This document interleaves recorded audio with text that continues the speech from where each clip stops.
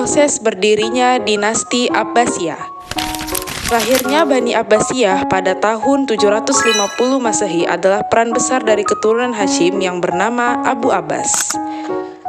Nama dinasti Abbasiyah diambil dari nama peran Nabi Muhammad SAW yang bernama Abbas bin Abdul Muthalib. Ketika dinasti Bani Umayyah berdiri, golongan Bani Abbasiyah merasa bahwa kepemimpinan umat Islam tidak berhak dipegang oleh Bani Umayyah. Golongan yang berhak menjadi pemimpin umat Islam adalah dari kalangan Bani Hashim. Sebab Bani Hashim adalah golongan keluarga Nabi Muhammad SAW, Bani Abbas adalah golongan keluarga yang paling dekat dengan Nabi Muhammad SAW. Gerakan bawah tanah dan awal penyerangan Bani Abbasiyah. Pada awal pemerintahan Bani Umayyah, Abbas bin Abdul Muthalib tidak mengambil sikap apapun. Ia tidak menyetujui dan juga tidak melawan berdirinya dinasti Bani Umayyah sampai dengan runtuhnya Bani Umayyah tersebut. Ketika perilaku beberapa khalifah Bani Umayyah sudah keluar dari jalur agama, keluarga Bani Abbasiyah merasakan perlu adanya tindakan untuk mengubah keadaan. Untuk itu, dibuatlah gerakan bawah tanah yang dimulai semenjak Khalifah Umar bin Abdul Aziz bertakhta. Pada masa ini, kondisi sangat memungkinkan untuk membuat sebuah gerakan persiapan, sebab Khalifah Umar tidak memiliki kebijakan ketat untuk menangani permasalahan pemberontakan. Di masa Khalifah Umar bin Abdul Aziz, memang kondisi keamanan sangat kondusif, karena para pemberontak tidak melakukan aksi radikal. Oleh karena itu, Khalifah Umar memberikan kelonggaran pada pihak keamanan. Situasi seperti ini pun kemudian dimanfaatkan oleh golongan Bani Abbasiyah untuk mempersiapkan kekuatan guna menggulingkan dinasti Bani Umayyah. Dengan menggandeng para pengikut setia Ahlul Bait atau Syiah, golongan Bani Abbasiyah membuat gerakan pemberontakan yang diawal di kota Khurasan. Selain Syiah, golongan Bani Abbasiyah juga menggandeng kalangan dari masyarakat non-Arab Mawal. Pelopor gerakan Bani Abbasiyah adalah Muhammad bin Ali al-Abbas. Ia mempelajari kelemahan-kelemahan gerakan Syiah dan Khawari yang selalu gagal melawan pemerintahan Bani Umayyah. Menurutnya, faktor utama yang menyebabkan kegagalan Syiah dan Khawarij dalam melawan dinasti Bani Umayyah adalah karena lemahnya siasat, kurang terorganisasi, dan kurang matangnya perencanaan. Abu Abbas adalah orang yang paling bertanggung jawab di balik semua gerakan Bani Abbasiyah secara nyata. Setelah dirasa siap dan kuat, Bani Abbasiyah mulai melakukan aksinya dengan menyerang Bani Umayyah pada tahun 749 Masehi di kota Marwah. Dalam penyerangan ini, Bani Abbasiyah mendapatkan kemenangan. Selanjutnya, serangan diteruskan ke Irak pada tahun 750 Masehi dan berhasil dimenangkan oleh Bani Abbasiyah. Faktor lain yang menjadikan berdirinya dinasti Abbasiyah yaitu hampir semua khalifah Bani Umayyah kecuali Umar bin Abdul Aziz tidak membangun hubungan yang baik dengan keturunan Ali bin Abi Thalib atau Ahlul Bait. B. Rasa dendam yang tidak terobati dari golongan Syiah. Setelah itu, C. Nasib ketertindasan dan ketidakadilan yang dialami kelompok non-Arab oleh penguasa Bani Umayyah. D. Bersatunya pihak-pihak yang merasa senasib untuk menggulingkan kekuasaan Bani Umayyah. Setelah itu, E. Lemahnya kekuatan Bani Umayyah pada saat menjelang kehancurannya yang disebabkan oleh perebutan kekuasaan dan gaya hidup mewah yang tidak terpuji. F. Keberhasilan dalam menyebarkan propaganda anti Bani Umayyah yang dimotori Abu Muslim al-Khurasani. Setelah itu ada G.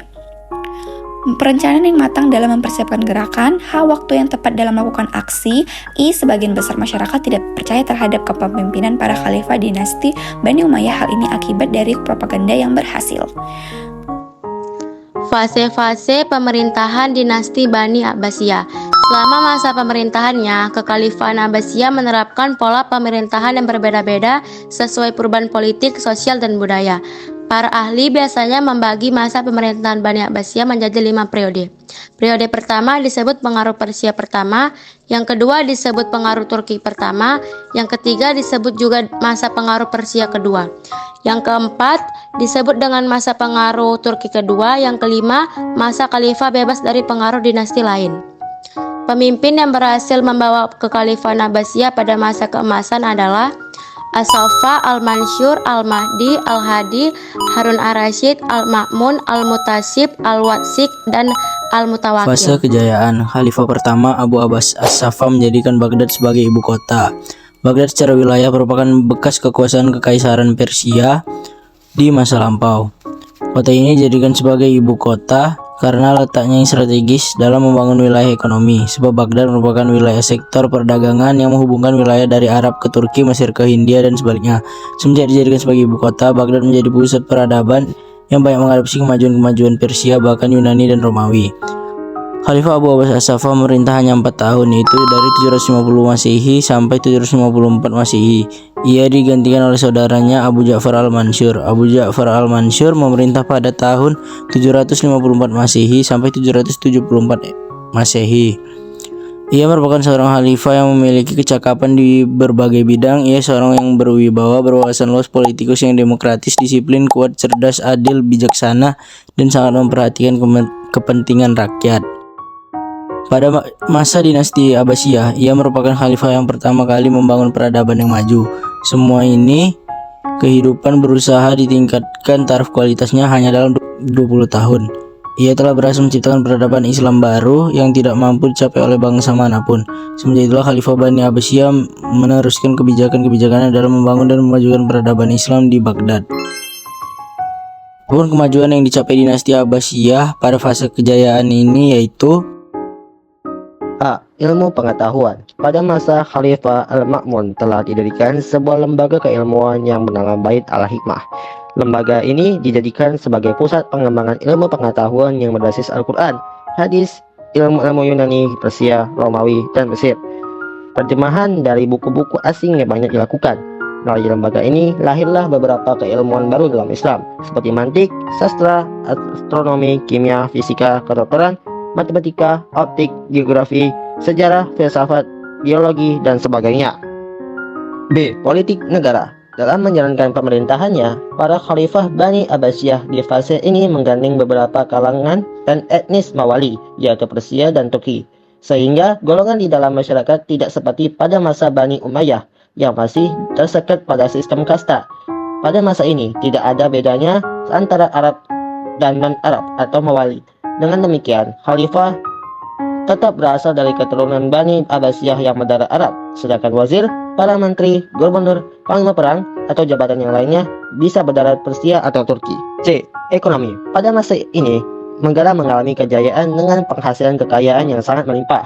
Devisa negara berasal dari berbagai sektor seperti pertanian, pajak, dan sebagainya. Hasil ini diraih berkat upaya yang dilakukan wilayah pertanian diperluas dan dimajukan teknologi pengairannya, sehingga panen mendapatkan hasil yang melimpah. Bendungan dan kanal-kanal dibuat untuk mendukung sistem irigasi pertanian. Perdagangan pun mengalami kemajuan dengan menjadikan Baghdad sebagai kota bersinggahnya beberapa kafilah dari Bukhara ke Hijaz dan sebaliknya. D. Sosial.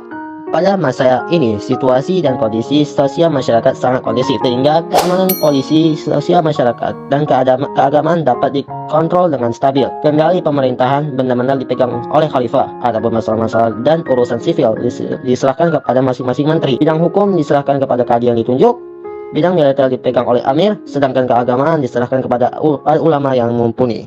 E. Militer. Militer Bani Abbasiyah memiliki keteraturan dalam pengamanan dan keamanan, baik untuk luar negeri maupun dalam negeri.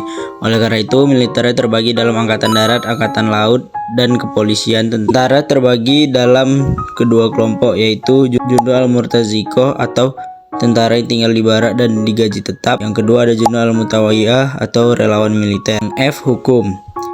Di bidang hukum, para hakim yang memutuskan sebagai perkara merujuk pada kitab-kitab hukum mazhab besar seperti Hanafi, Maliki, Syafi'i, dan Hambali. Nah, yang terakhir ada fase kemunduran. Runtuhnya kekhalifahan Abbasiyah dipengaruhi oleh beberapa faktor sebagai berikut. Yang pertama, persaingan antar bangsa. Yang kedua, kemerosotan ekonomi. Yang ketiga, ada perang salib. Dan yang terakhir ada serangan bangsa Mongol dan jatuhnya Baghdad.